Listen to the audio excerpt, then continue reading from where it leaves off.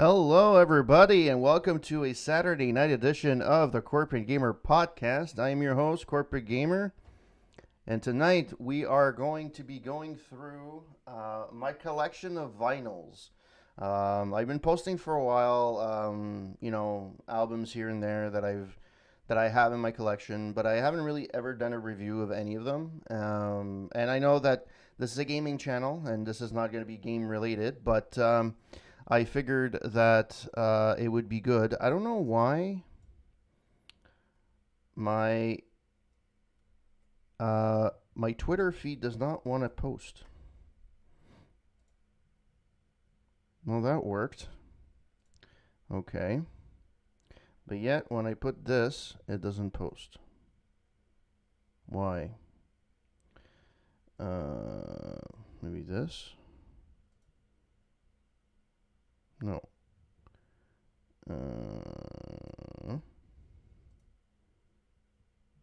Apparently that worked. Okay. Well then. Um. Yes. So tonight we are going to be reviewing some vinyls that I have. Did my stream just stop again? No, it did not. Okay. It just looked like I stopped, but it's not. All right. So let's get started. So, as most people do, I never really, I'm not only a gamer. I love to listen to music. I like to watch movies. I've always been more of a music guy though than a movie guy for whatever reason. And it's not that I don't like movies. I just never got an attachment to movies the same way as I do to music. I always like the sound of different vast types of music. There are some that I do not like, and that is probably rare. Opera. I can't get into it for whatever reason. There's also um, what's it called? Country, hardcore country, like from the '60s and '70s. Dolly Parton type of country. Some people love it. I find it's like nails on a chalkboard. I can't. Um, but other than that, I mean, I'm a pretty, I've had my create. No, I had the hip hop craze in the '80s and '90s, the rock, the classic rock, the grunge with Nirvana, with Pearl Jam, Soundgarden. Um, I went through a Eurodance phase where, and it's not like these didn't overlap. It's not like no, from '92 to '94, I like grunge. Um, these all overlapped during the years. Um, and yeah, that's basically what I wanted to show is that there's another side to a lot of us gamers, and I kind of got inspired a bit for this from one of my followers, and he for periodically does covers, plays the piano, Kenny, and I figured that this would be really cool. Uh, Let me just give me a second. This is what happens when you do everything on your own. All right. Okay, let's do this. Boom. There we go. Why did this go there? I have no clue. Okay. This one. There we go. All right. So, yeah, so it was inspired by one of my viewers, Kenny, and he wanted to he would do covers of random covers and stuff like that he liked, and I figured what, let me show a different side of the corporate gamer. I do have a roundtable.ca, which you guys know that's where I do my reviews, and we do a bunch of different things, retro TV, retro everything, right? New stuff, old stuff, whatever.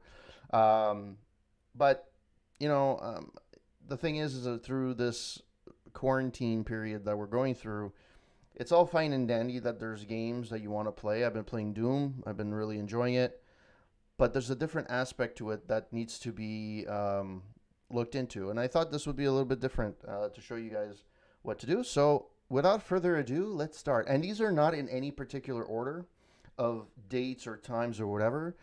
This is just a pile that I got. So, I have one pile of 33s. And for those who don't know what 33s are, these are the big records. And the reason why a lot of them call them 33s, it's because it would take 33 and a half, actually 33 and a third rotations to have a full rotation on a record. And you also had 45s and 78s. 78s are very, very new. There's not a lot of them around. I still have some. I actually forgot to take them down, but I still have them, but they're few and far in between, and not many players do play them. Unfortunately, well, actually, not unfortunately. Well, unfortunately, I didn't have one for years, so I can listen to it. And my wife, which was amazing, she got me a record player last year or 2 years ago, and I've been playing records on it ever since. It's been really a nice way of getting back into the flashback machine and remember when I was a kid listening to a lot of these songs um, on vinyl. And before we start with the first one, I said this for a very very long time. I grew up on mostly vinyl, and then it was cassette, and then CDs, right? And I always said that there was a character about listening to a vinyl that was missed by um, when you're listening to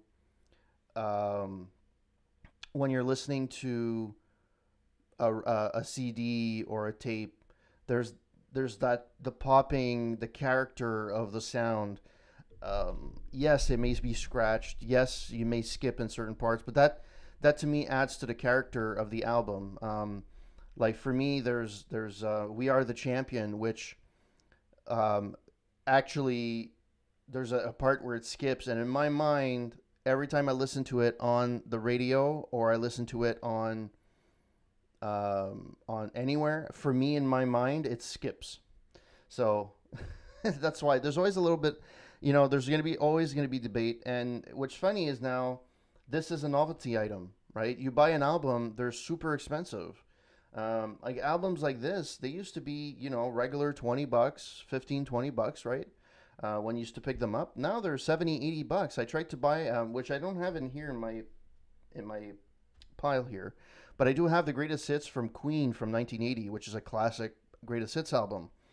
Um, I tried to find it to see how much it would cost on Amazon, and it actually costs around anywhere between 70 to $150, depending on who you ask or who is selling it, which is insane. Like I appreciate the fact that vinyls are coming back, but I don't think it's ever going to come back the way that we remember.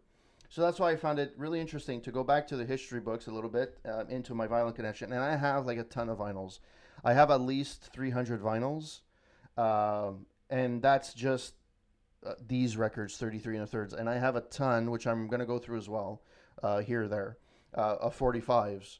Plus, I have about 10 78s. So I do have a pretty big collection, but there are albums I used to listen to most, and my gateway drug um, to music, essentially, was at my grandmother's house, and we would listen to Ben on the Run, Paul McCartney and Wings. This is an absolute classic of an album. It's been on a lot of top, top charts. The thing that's phenomenal about this is that you take Paul McCartney, and some people like him, some people don't, and that's fine. A lot of people don't like Ben on the Run, or they don't like Paul McCartney and Wings. But the thing about Paul McCartney is that he was able to continue his career and have success through. He had some rough patches in the 80s in his solo career, but he was able to get success with Paul McCartney and Wings that came close to the Beatles in a sense, because this is a classic album, and I don't know of any song on this album that is. There's some that are a little bit weaker than others, but I don't see um, it's a great album from beginning to end. Like if you bought this album, you got your money's worth. From Ben on the Run, Jet, Bluebird, Mrs. Vanderbilt, Let Me Roll It, Mamunia, No Words, Ellen Wheels, Picasso's Last Words, and 1985, which is a song I didn't like for the longest time. And then I started listening to it, and boom, I really loved it out of the box. And it was really, really good, and I really, really enjoyed it. So to me, this was my gateway drug to music. Classic rock. Some people it's Led Zeppelin. For some people it's Iron Maiden. For others it was Metallica. For me it was Ben on the Run, and that's why this will always have a special place in my heart because and to this day I listen to this album. I can listen to this album on repeat, and I remember. And what I love about these on a lot of these records, which I miss, and even CDs used to have this to a point where they had the insert. But what I used to love is you used to have the words on the actual record, and you had like certain things. Some of them had, and we'll see a little bit later. Some had like you were able to open the the the actual pocket, so you're able to see like the insides and stuff. And this one's a little bit broken up because it's been played so many times through the years. But to me, this is my Led Zepp 4. This is my gateway drug to music. All right, so let me make some space because I need to put my records away. And amazingly, my wife lets me keep these, so I have to say thank you. All right. So for the longest time, no, we always remember in the 90s or the 80s where you had those dance compilations. Well, that wasn't new. I actually have one which we used to put on at parties when I was a kid, which is stunning. Um, and it's called Dancing at the Disco, and it's falling apart because it's like we've played this over and over and over again. It's called Dancing at the Disco, and it's essentially a long mix of I think it's 4 tracks. Yeah, so you have 2 albums. It's 2 albums. Then you have Born to Be Alive by Patrick Hernandez, Boogie Wonderland by Earth, Wind and Fire, The Emotions, and it's mixed in like a DJ would. Ring My Bell by Anita Ward. This Time Baby by Jackie Moore, and then you have record 2, which is more of a normal compilation album, where you have Shake Your Body, Down to the Ground, The Jacksons, Hands Down, Dan Hartman, Crank It Up, Peter Brown, Catch Me, The Pockets, Star Love, Cheryl Lynn, Spank, Jimmy Horn, Saturday Night by T Connection, Love Magic, John Davis and Monster Orchestra, Got to Give In to Love, Bonnie Boyer, and Dancing at the Disco by Lax. So this is a compilation. I played this a lot when I was a kid. This was like insane.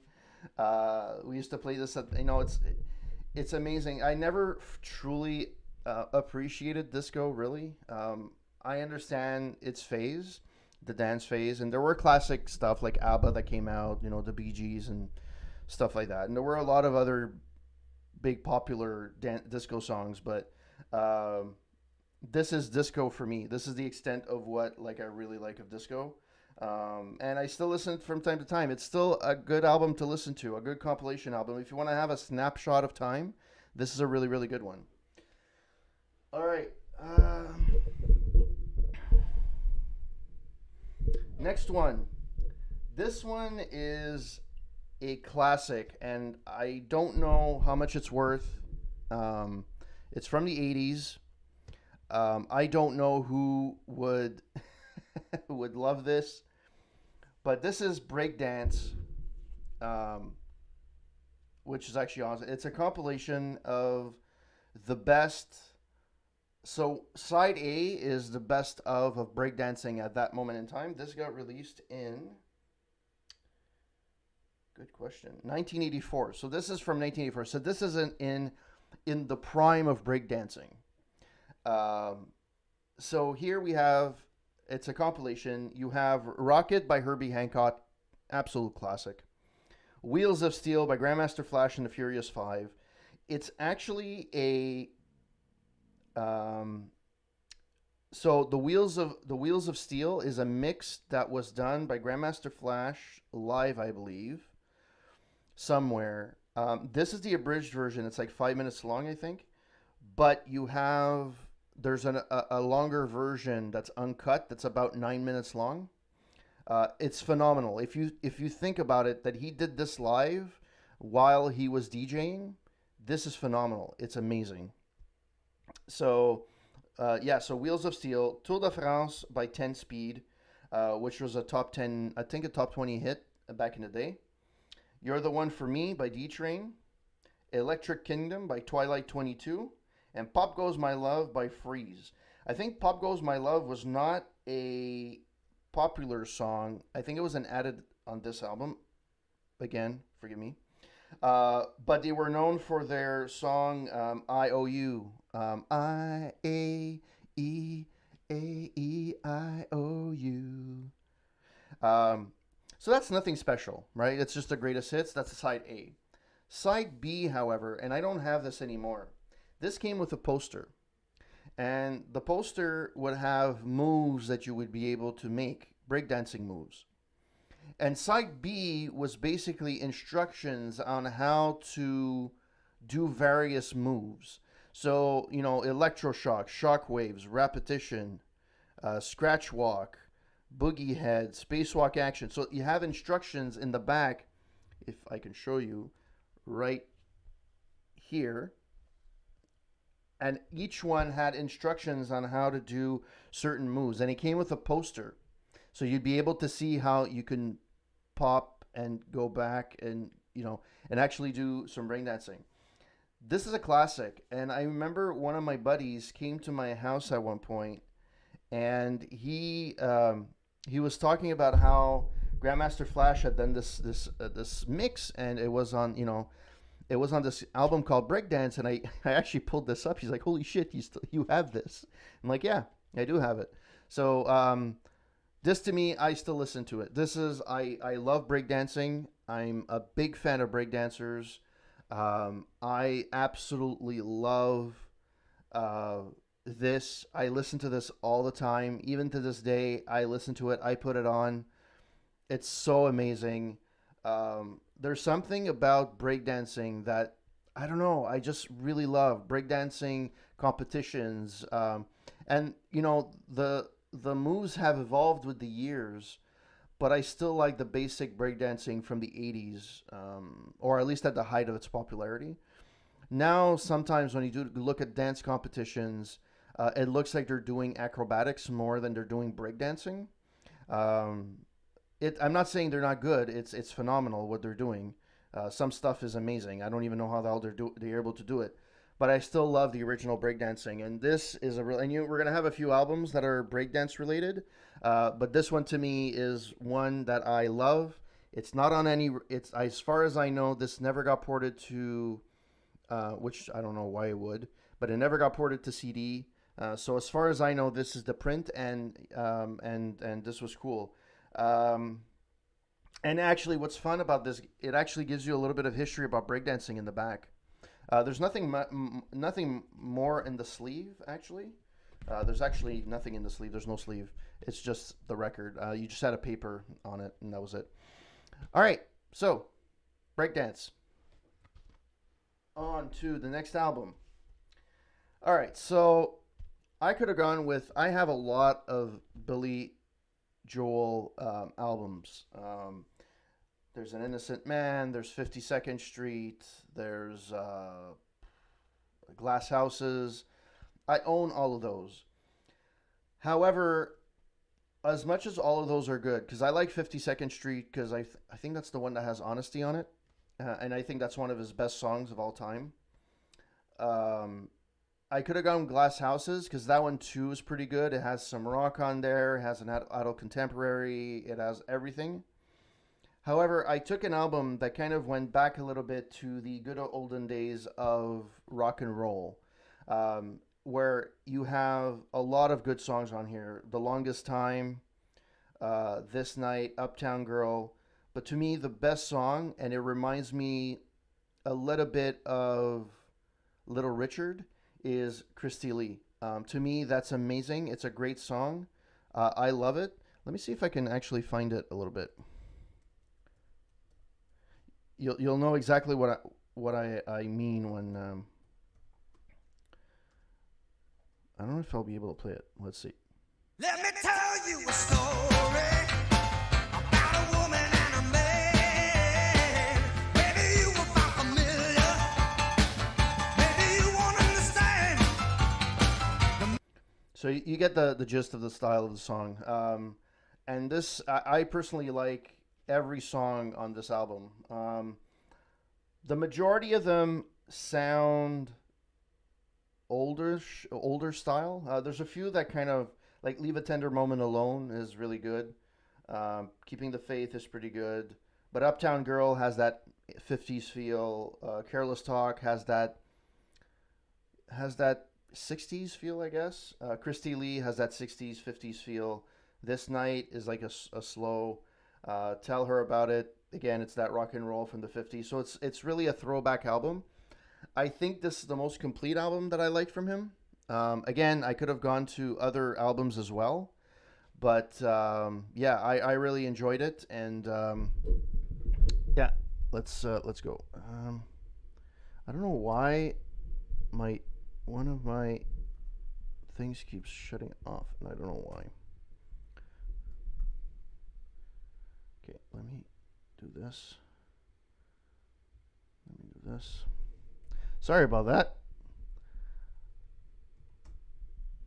I'm actually done this album, so and that album didn't have much. It just has the insert again that has the words inside, which is actually pretty good.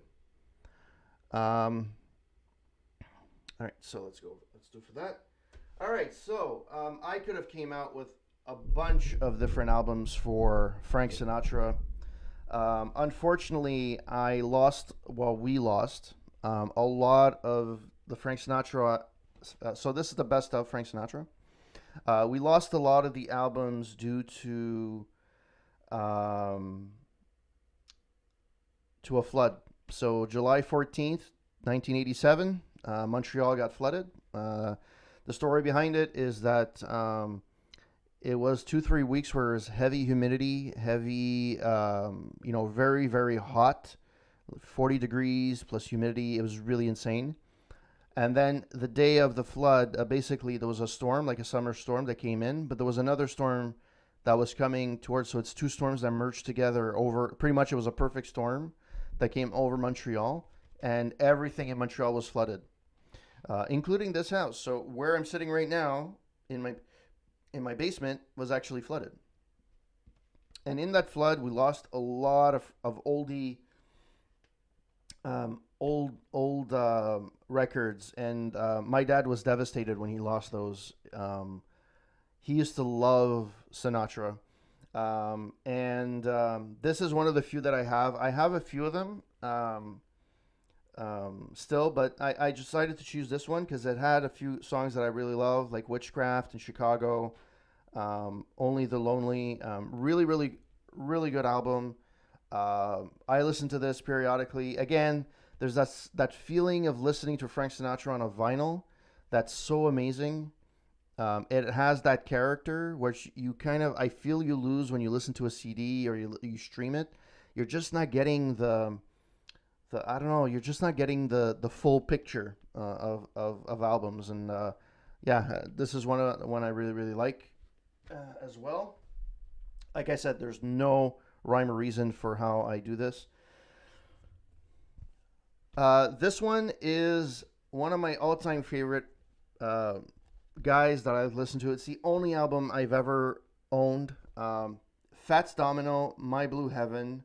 Um, I always loved Fats Domino.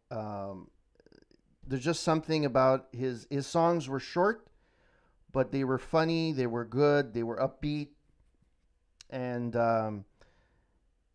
until he died a few years ago, he was still performing. So, "My Blue Heaven," which has one of the songs that I love, "My Blue Heaven," "I'm Walking," "Whole Lot of Lovin'," "Whole Lot of Lovin'," "Oh Yeah," "I do done done," "Oh Yeah," "I done do do do do do do." Um, that song is to me stays stuck in my head, and it's only a minute and 40 seconds. Tell you how times have changed. The whole album is maybe what 20 minutes, not even five, 6, 11. Yeah, not even 20 minutes. So the whole album is actually not 20 minutes, but it's a really good it's a really good album. I listen to it all the time. If you have a chance to listen to some Fats Domino, he's one of those artists that kind of get lost in when you listen to older older artists. You think of Frank Sinatra, Sammy Davis Jr., Dean Martin, but people rarely remember, unless you actively remember following his career. There's not a lot of people that remember Fats Domino, and I think that it's worth it to listen.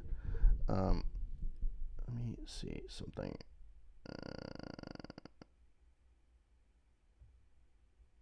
Okay. Um, so yeah, that's it. Fats Domino, My Blue Heaven, worth the listen.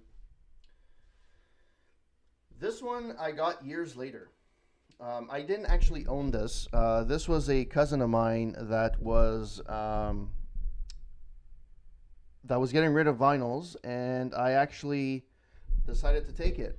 So, if I remember correctly, this is the first album after Genesis. So after Peter Gabriel left Genesis. So I think it's called just Peter Gabriel. I think, yeah. And this is the one that has Salisbury Hill. And if you guys don't remember what Salisbury Hill, or you don't watch a lot of TV, uh, there we go.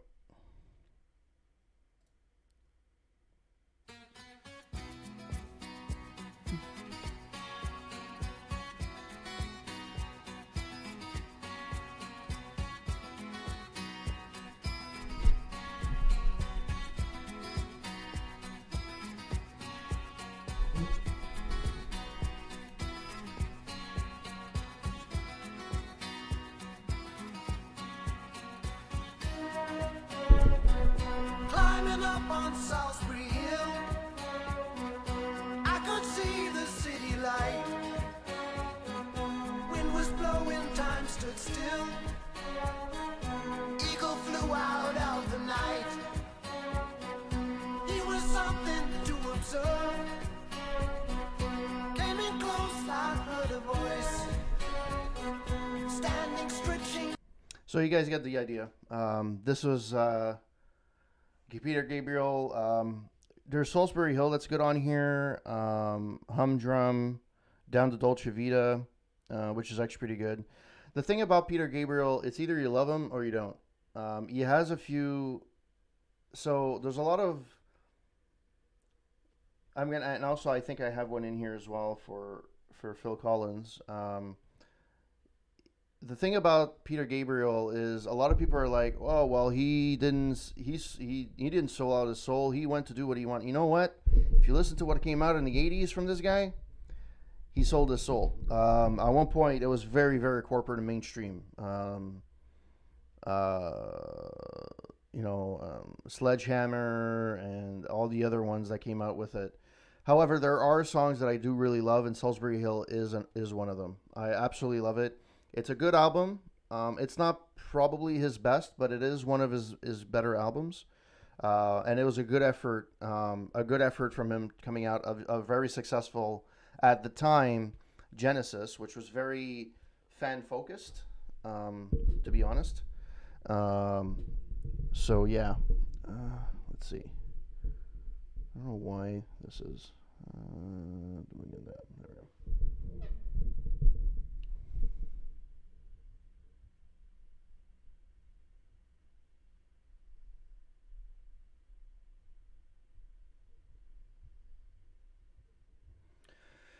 All right, this one. So the next two albums are albums that will be classics for me and nobody else. um, as I told you before, my brother used to be a big fan of breakdancing, and I kind of followed along as a little peep squeak. Um, and um, I really enjoyed um, this movie, Beach Street, when I was a kid. There's some writing on it because I used to be stupid, um, and I ruined it. But I love Beach Street, and there's a lot of really, really good songs on this. Beach Street Breakdown, Baptize the Beat, Frantic Situation, which is kind of by Africa Bambata and the Soul Sonic Force and Shango, Breaker's Revenge. There's a few cheesy songs on here, but I mean, I really love the movie. So the movie was kind of like a breakdance slash hip hop slash project story, I guess. And I really, really enjoyed it. And I really, um, I still to this day, I really love it. And I've never seen it streamed. There are people on YouTube that have uploaded the music, but I've never seen this like on Google Music or Apple Music, nor have I ever seen this on. Um, why the hell is this not working? Okay, sorry about that. Um, I've never seen this anywhere. I think it got released on CD, but I can't be sure. And if it was very very hard to find. So for that, there we go. Beach Street Breakdown. This was a really, really popular, um, and this came out like at the height of breakdance, so 1984. There we go.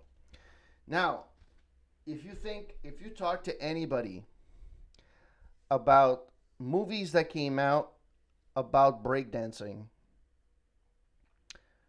the first movie that most people will come up with, if they remember that era, is Breakin'. um, this is an absolute classic album soundtrack. There were two movies. There was Breakin', Breakin' 2, Electric Boogaloo. The first one is, I think, better, to be honest. It's a lot better. The story is a lot. I'm not saying it's an Oscar winner in any means, by any means, but this is really cool. It also starred Michael Chambers, which is Boogaloo Shrimp, which I absolutely always loved. He was always amazing at breakdancing. Not necessarily the floor stuff, but a lot of popping, breaking, shocking. He was always amazing at that. And this has like classic breakdancing songs that you know, breaking. There's no stopping us. Um, Body Work, 99 and a half, Showdown, Street People by Firefox, Ain't Nobody by Rufus and Chaka Khan, Reckless by Ice T, and the DJ Glove, The Glove. How original. But I really love this album. I really, really enjoyed it. I I think this is a classic. It got released on CD. You can find it, but it's rare. It is really rare. And Yeah, this is really awesome. I still listen to this to this day. I still listen to this album, and to be honest, it's actually still in pretty decent shape, all things considered. It doesn't have that many scratches on it. All things like yeah, you see. Can you see it? Can you see, no? It doesn't really show real, but there's not that many scratches on it, which is actually surprising. The amount of times that I've listened to this, it's amazing. Although I have a lot of the '80s stuff, I have to say thank you to my brother. Again, he used to be a music lover as well, and still is. And a lot of this stuff was bought by him, and I just happened to be the lucky guy that was able to listen to these albums, fresh off the press. All right, next one. Um, so this is a classic, the Beatles' "Help" album. Help, I need somebody help, not just anybody help. I need someone help. Great album. No, have help. You gotta hide your love away. Ticket to Ride, Another Girl, soundtrack to the movie of the same name. I never really had a lot of Beatles albums when I grew up. The one that I had growing up is going to be the next one on the list, and it is the greatest hits, the Red album, um, and I got this one a lot later on, but it's still a good album. I still listen to it. I still put it on ever so often. Really, really good. I enjoyed it, and worth the pickup. If you guys can get it, it's worth the pickup. But I don't have to say that. It's the Beatles. Either you love them or you hate them. If you hate them, you're not gonna like them even more. So, like I said, the other one that I have is the Beatles' very famous Red album, and then there was the equivalent Blue album. Now, I used to have the Red album. My aunt used to have the Blue album. I think she gave away the Blue album. Um, and I'm like, I wish I had it. But um, this one is just as good. And I have the Blue album on CD, so it's not that bad. The one thing that I always found discouraging or not that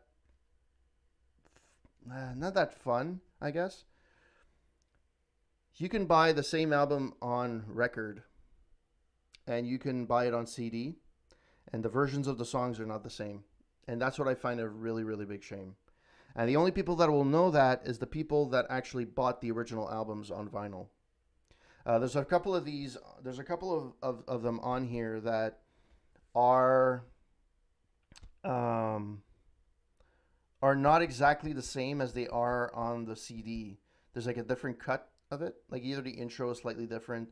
The one that's really, really stands out to me is the Queen Greatest Hits from the 1980. The same album got released on CD, and the songs are not the same. Like Fat Bottom Girls, it's not the same. It's the shortened radio edit. It's not the full version. It just you can hear the difference. So I used to do back in CJEP or college here in Canada. What I used to do is I used to remaster a lot of records. People used to bring me their vinyls. I used to convert them, and I used to remaster them essentially. Take out the pops, make sure that they're fine. Unfortunately, what happens is that um, uh, unfortunately, if you wanted to cheat the system, what you could have done is you could have taken this and you could have easily taken the CD and just put it in and say, "Hey, it's remastered." Unfortunately, because I knew that some of the albums didn't have the same versions of the songs, I couldn't do that. In my right mind, I could not do that.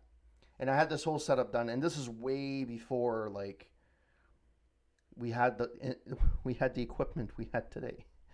This was the late '90s, so basically, I used to take the vinyl. I used to have an equalizer. I used to take out the pops, take that, take the tape, put it into back then you used to have tapes that had noise reduction, really good quality tapes. And then I used to take that and I used to put it on my computer, and I had to listen to the full song to record it. And then I would record it and then put it, and then I would look at the original album just to see in what order the songs had to be, and then I would rip it. And then the majority of the time, it's people that had albums that didn't have anything that was released. But a few times I did have Cheap Trick, for example, All Shook Up, I believe, and I had done the vinyl, and I did the remastered, um, and there was a CD that was released for that, but I still did it the old-fashioned way because I still didn't trust the fact that the songs may be different. Um, and sometimes, and I used to not charge enough. Basically, for the time it used to take me, I used to charge like $20, and it wasn't worth enough. But I did pay for some stuff when I was in college, so I can't complain. So here we go.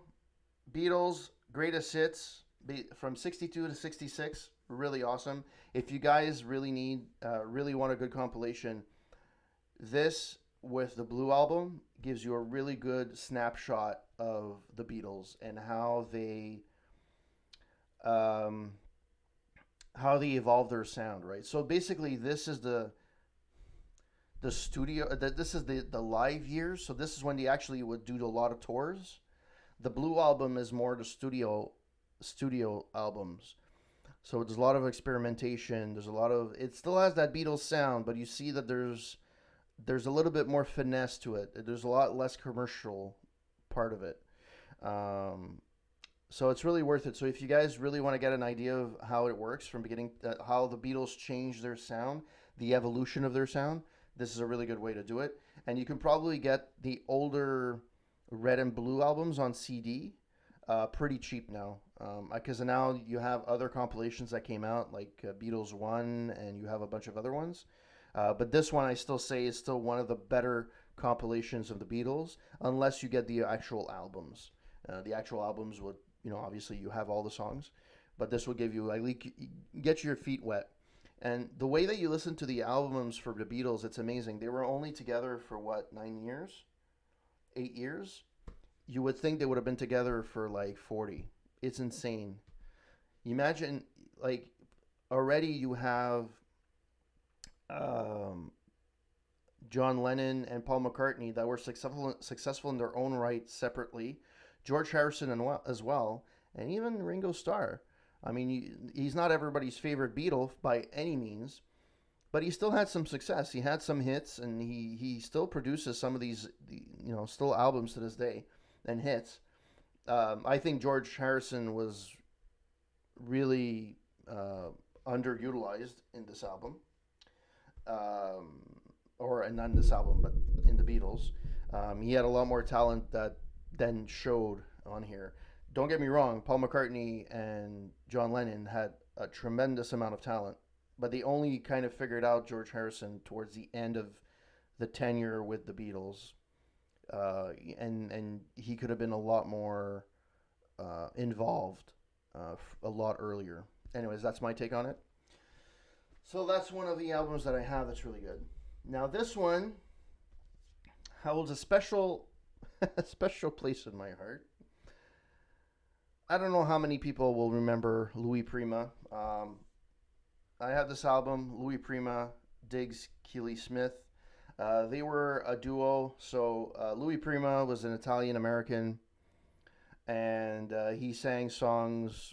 I can't even say crooner songs really, because it's really not crooner songs. It's just fun songs, jazzy songs. And Keely Smith who used to accompany him on some songs as well. Now the one that everybody knows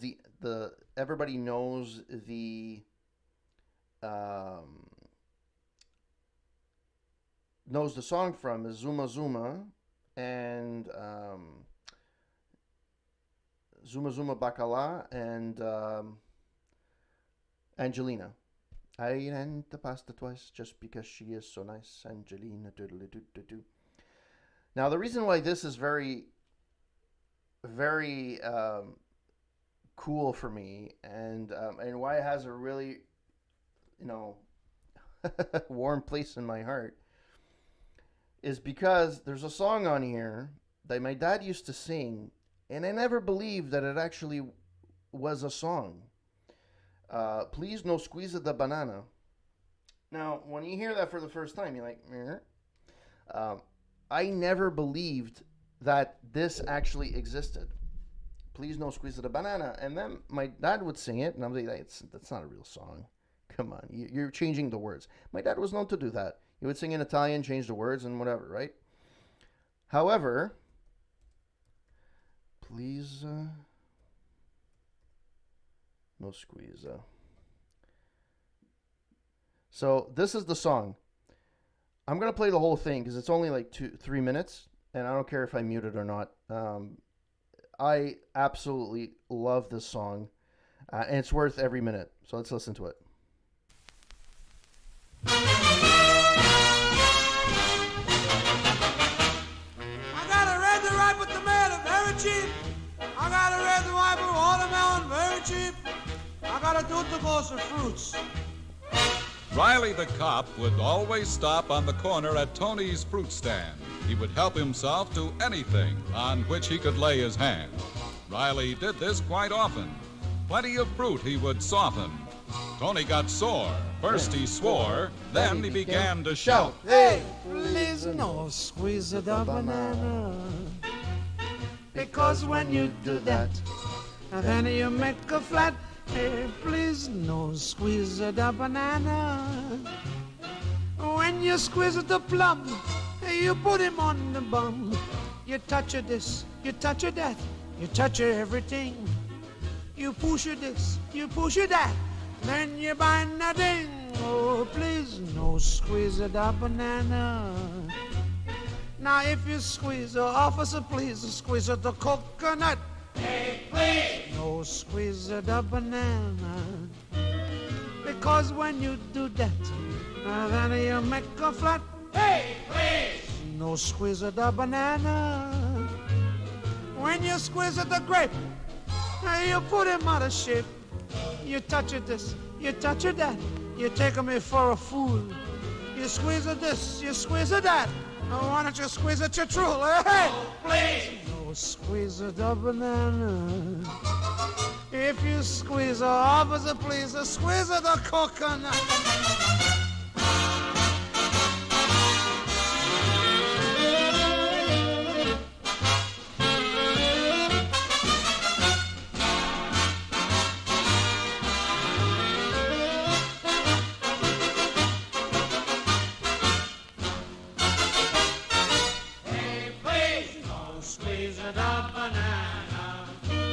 Because when you do that, then you make a flat. Hey, please don't squeeze the banana. When you squeeze the peach, mamma mia, what a reach. You touch it this, you touch it that, you touch everything.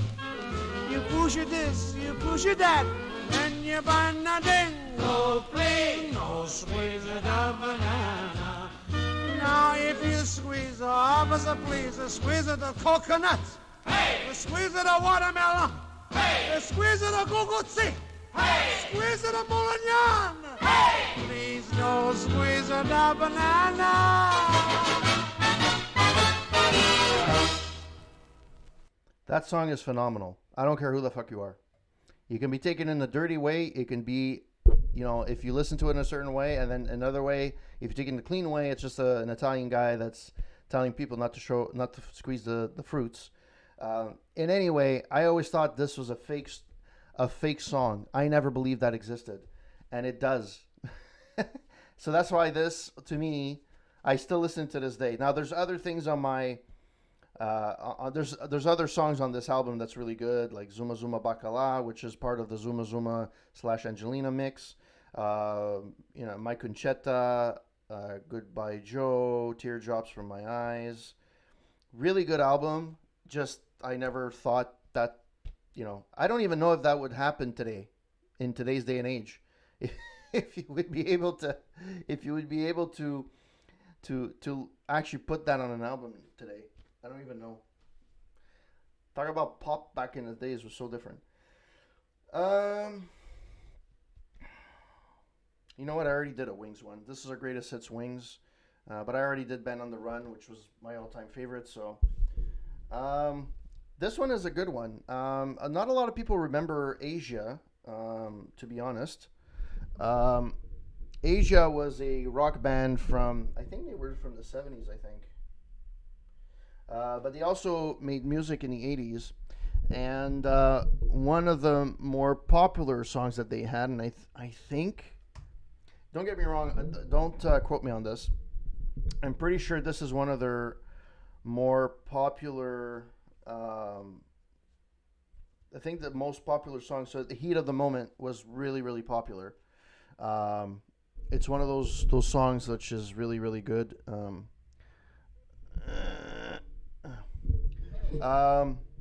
So yeah, this is a really good album. It's a good, you know, if you want a good rock 80s album, this is your choice.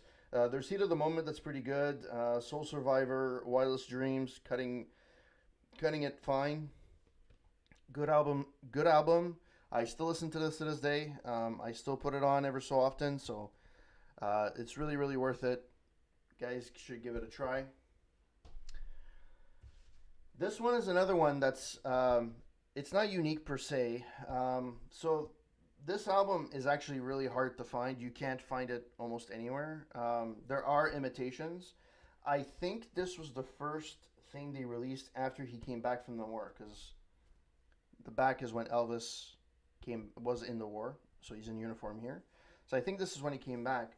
The reason why I love this album and why my dad used to love this album, there was a song on here that very little people ever knew about Elvis. There's a song called "Poor Boy," and it got, for some reason, my dad used to love that song. He used to sing it all the time, and it's rare that you see the "Poor Boy." I don't even know. Like, I think if you do I'm pretty sure you must. There's everything on freaking YouTube.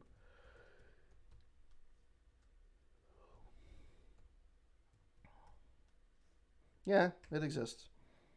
So yeah, "Poor Boy," it exists, but it's really hard to find, or it was really hard to find at one point.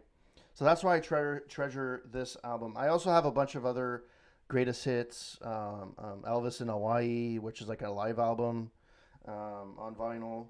But this one I find it's one of the better ones. And I also have his Christmas album, Blue Christmas, um, which it's a standard in my house. It was a standard in my house for a long time, and I really enjoyed it. So that's Elvis. This one was given to me by my father-in-law, and I didn't really uh, until recently. I hadn't really listened to it much to it, but I had to put it in because it's for the Doors, and it's a classic album. It's their live album. It goes through. They do medleys. They go through. So you have "Who Do You Love," Alabama Song, "Five to One," "Build Me a Woman," "When the Music's Over," "Close to You," "Universal Mind," "Break On Through" #2, "The Celebration of Lizards," "Soul Kitchen." Really good album. If you love, and I don't know if this will ever get released on CD or anything. I don't even know if it got released. I'll be honest. I didn't do any research for this, but this is really really cool and it's really worth it. So take a chance on this. Um, I really love. I listened to it a few times and it's really really cool. It's really dated. Like it's a lot of scratches, but again, it adds character. And I have another one a little bit further on. I think. Yeah, which is also worn down, but it's really, really good. All right, Genesis. So I have a few Genesis albums, some of them with Peter Gabriel, some without. But I chose this one because I think this is the first one without Peter Gabriel and the first one with uh, Phil Collins. This one has "Follow You, Follow Me," which is probably the most popular song on the album, which ironically is the last song on the album. But it's not a bad album, but it's still. So, although you have "Follow You, Follow Me," which is a little bit more, mm, I don't know, mainstream than what the original because Genesis was billed as being a progressive rock, progressive album, progressive group. Phil Collins kind of made it a little bit more mainstream. That was more evident in the 80s when he came out with solo stuff and Invisible Touch with Genesis. But you saw a glimpse of the mainstream stuff here with "Follow You, Follow Me," and which actually charted pretty well. Um, and you have, in addition to that, you have a few songs that are good, but the majority of this is still, it's still progressive rock. Now, if you talk to somebody that's progressive, they'll tell you, well, it's not that great. It's not, it's not what it was before with Peter Gabriel, which is true. But you can't deny the fact that Phil Collins took Genesis and made it into an international sensation, right? So it's this is a really good, and I really love the cover art as well. It's really cool. I like it. And it has the words inside. So if you open it up, you actually have all the words to the album. It's really cool. I really like it. It's worth it. It's worth the listen. This one I decided to show it only because I love the fact that you have creativity with album covers. So similar how album covers started becoming, some people started being uh,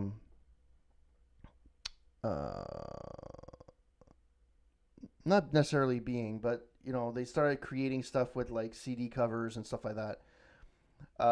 Here you have a cover. It's Alice Cooper, as you can see, and then you open it up, and it's like an insane asylum, or yeah, it looks like an insane asylum or jail. And then you can play around with certain things here. This opens up, so I don't even know. There we go. It opens up, and you have Alice Cooper in the background there. And then here in the back, you actually you open up the doors, and you have everyone inside. It's not particularly one of Alice Cooper's best albums. There's are a few songs that are here that are good, but it's more of, to me, I always love the album covers. They're really really cool.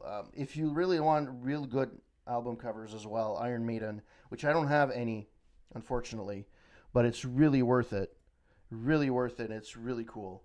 So, worth it here. All right, next on the list. The other one that I said that was really badly massacred. Woodstock. I think this is a 4 album. 4 albums? Yeah, I think it's 3. So basically, this is Woodstock, and it has Jimi Hendrix, The Star Spangled Banner, classic, Santana, Soul Sacrifice, Crosby, Stills and Nash, Wooden Ships, The Who, We're Not Gonna Take It, from Tommy, Joe Cocker, Jefferson Airplane, Sly and the Family Stone, Richie Havens, Sha Na Na. So good across the board. This is the best album. There's been other compilation albums that have been out with the years, but none of them that are like this, unfortunately.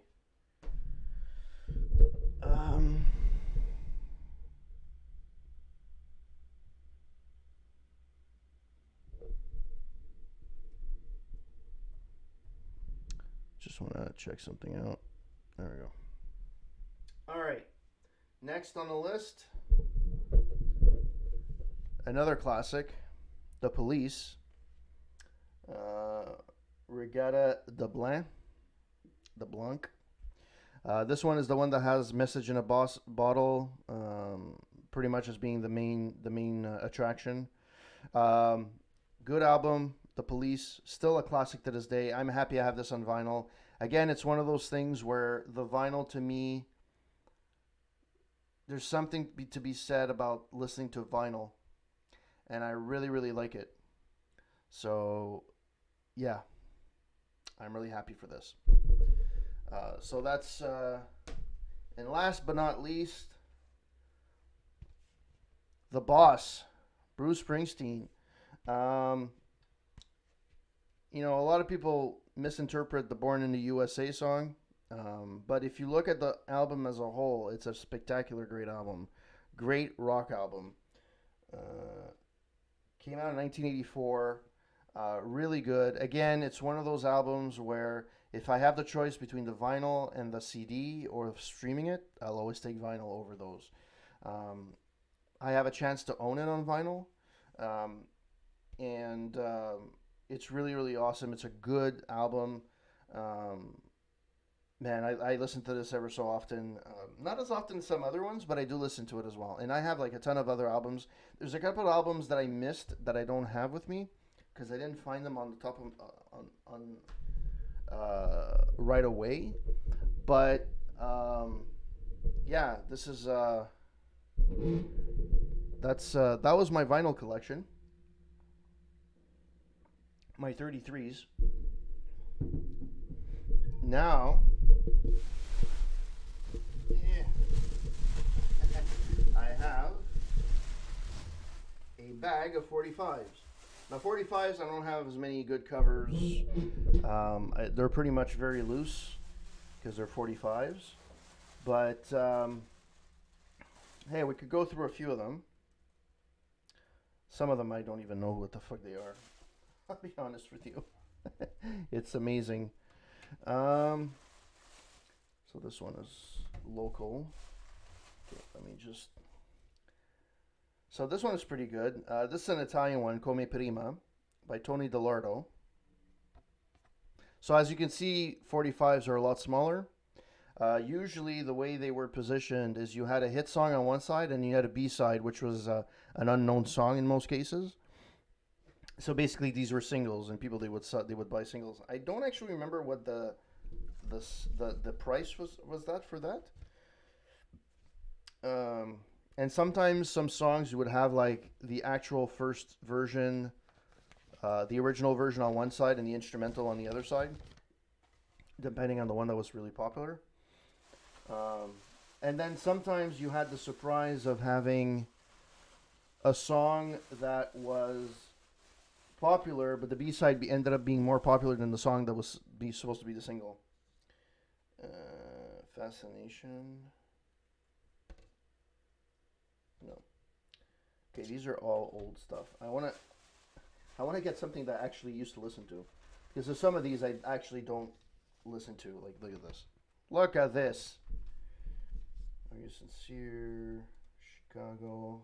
Chicago by Frank Sinatra is one I used to listen to often. Sleep Warm. No, Connie Francis. Which, they're good albums. They're good singles, don't get me wrong, but I don't really listen to them much.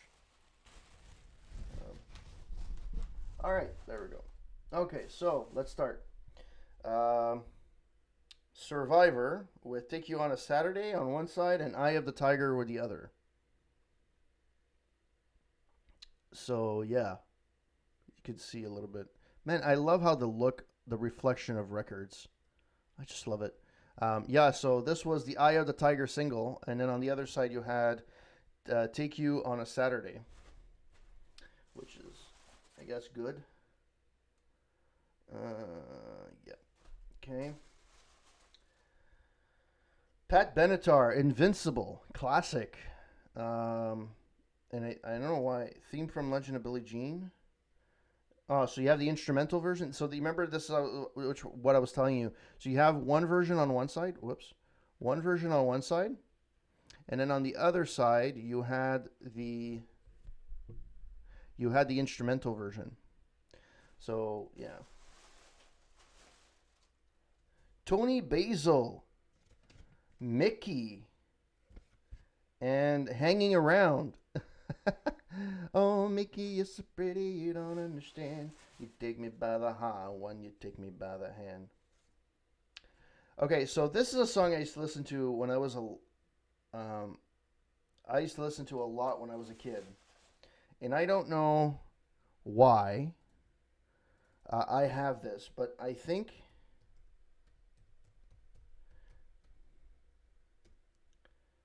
the Little Dabs. I'm going to try and see if I can find it.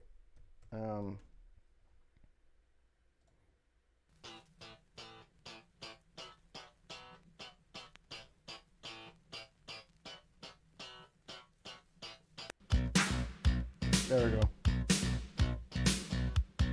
This was popular when E.T. came out, I think.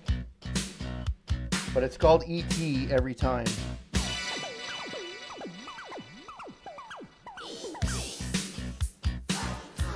Wow, I actually found this on YouTube.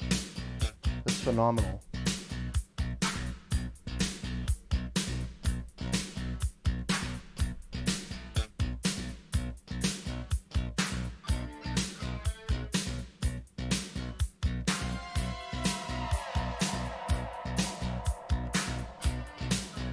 I don't remember it being that long though. Yeah, so the record version is 3 minutes and 27 seconds.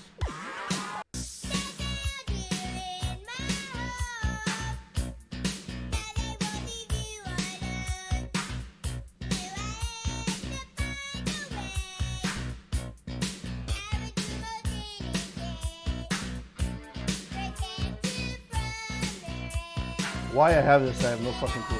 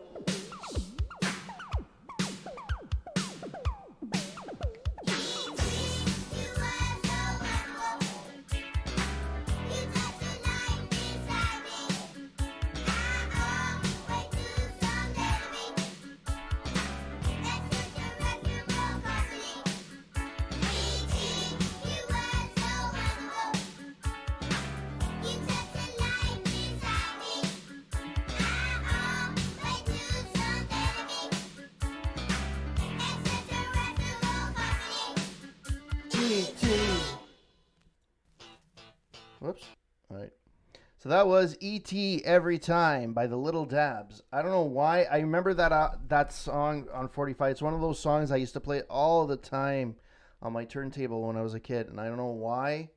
I just always found it so intriguing. I don't know why. And all these years ago, you never think of like these songs being like super popular or you know um, really like rare finds. And now like we're 35, 40 years later, and it's like, anyways. So this one is another classic. Um, for those of you who do not know, this is Joe Dolce, Shut Up at Your Face. And the reason why this is unique is because this guy, Joe Dolce, is not his real name, because that's funny as shit. But he was a comedian, and he came out with an album, he came out, I think, with an album, and this was one of the songs on it.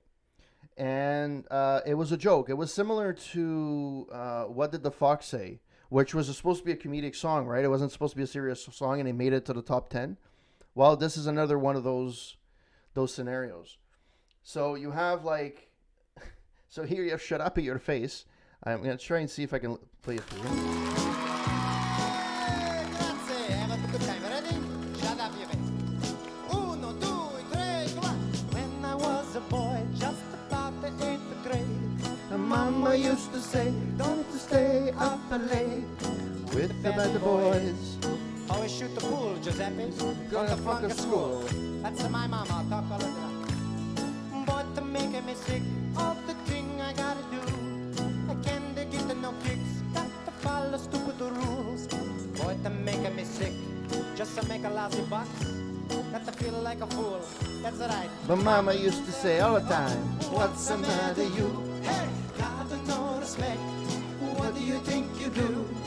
Why you looking so sad? It's not so bad. It's a nicer place. I shut up at your face. That's my mama.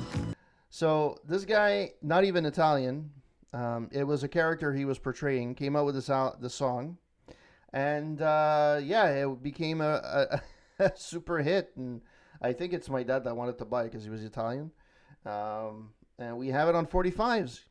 It survived all these years. Next is Laura Branigan, Gloria, which is a classic. Gloria, Gloria, you find my number. Another classic from the 80s, from Ken Carnes.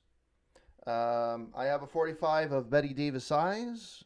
This B-side is an unknown song, Miss You Tonight. So that's that. This one is a weird one, and it's not one that I particularly remember. When I was a kid, I didn't think anything of it. But then all of the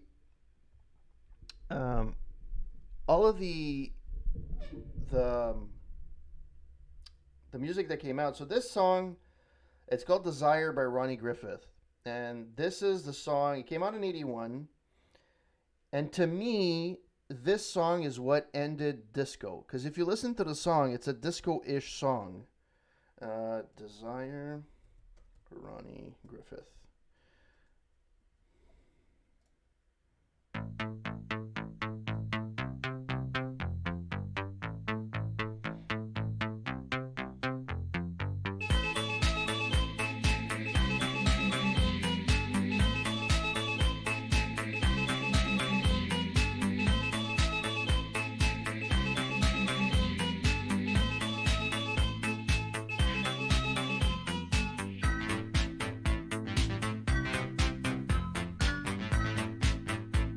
So you get the feel of it. It's very disco-y.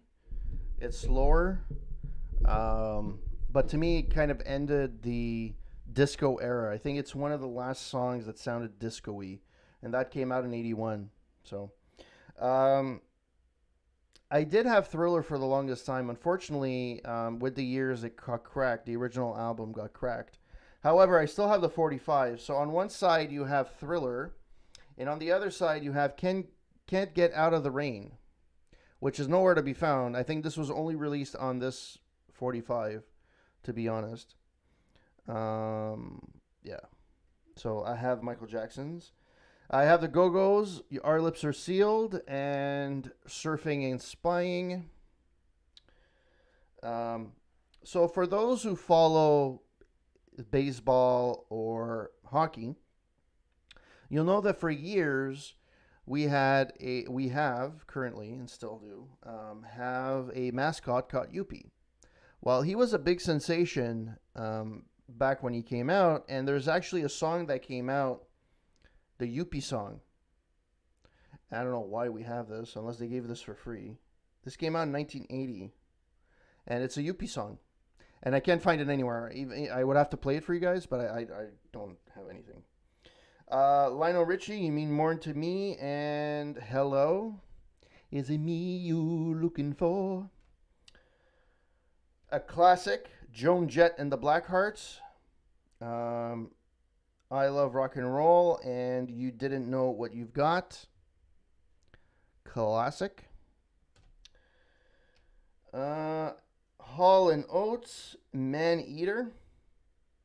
Oh, here she comes. Watch out, boy, she'll chew you up.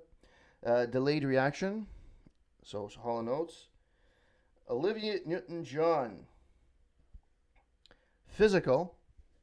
Classic. The other side was The Promise, the Dolphin song.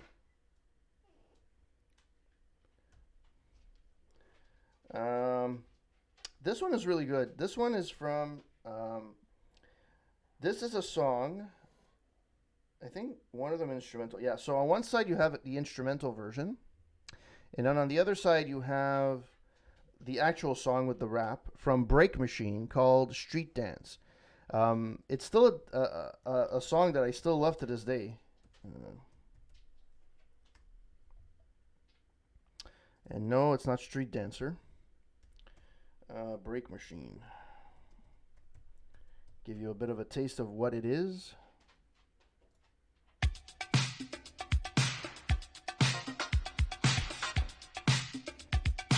This is the long version.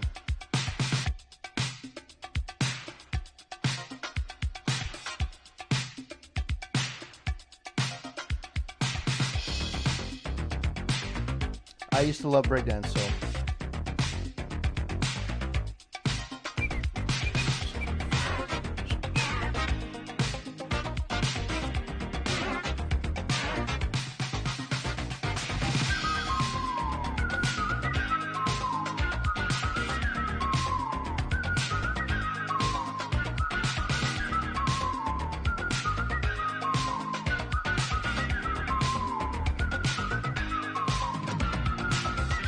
Everywhere that you may go, we're jamming in the street. All the people that you meet, dancing to the beat. If you come to New York City, you'll never be the one. When you see a city kid spinning on our backs.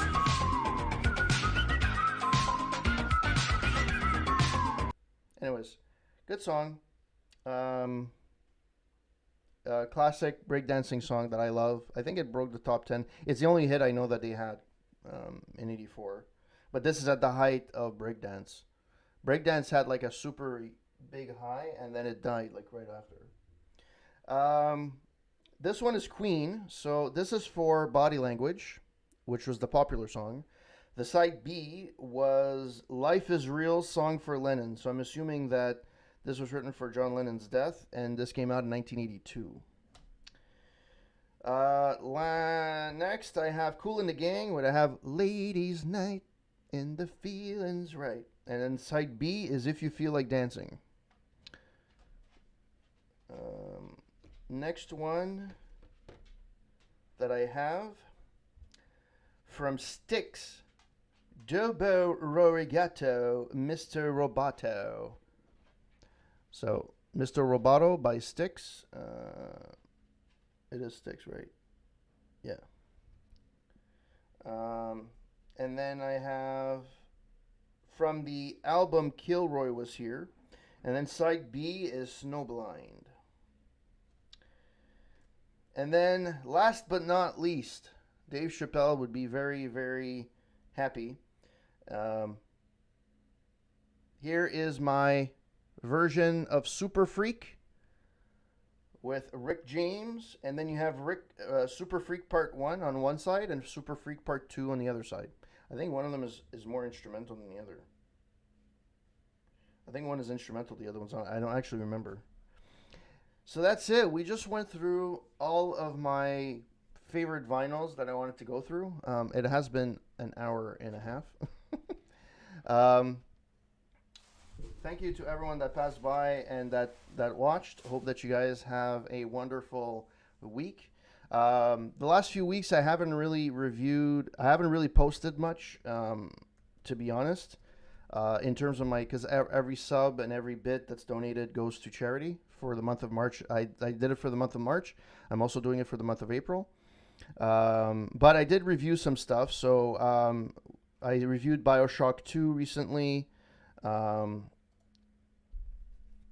Mike Hammer, TV show from the 80s and the 90s. Guns, Gore, and Cannoli 2.